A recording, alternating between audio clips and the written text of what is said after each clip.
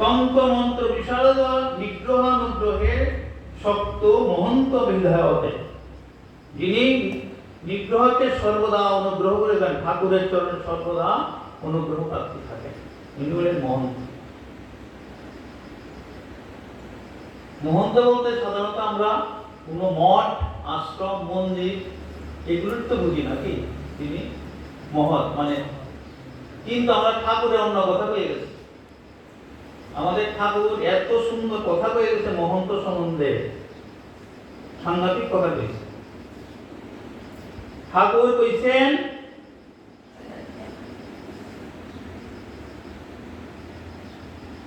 মানে মহন্ত কবৈল্যনাথেরই স্বরূপ, কবৈল্যনাথ, এই কথাটা ভালো করে বুঝছেন। মহন্তরে কইছে কবৈল্যনাথ স্বরূপ, কবৈল্য ধাম কইছে না, কবৈল্যনাথ স্বরূপ মানে যিনি মহন্ত হইবেন উনি ঠাকুরের স্বরূপ। এত বড় কথা ঠাকুর হয়ে গেছে। আমি জানি না অন্য কোন মহৎ সাধকরা এই কথা কইছে কিনা, যে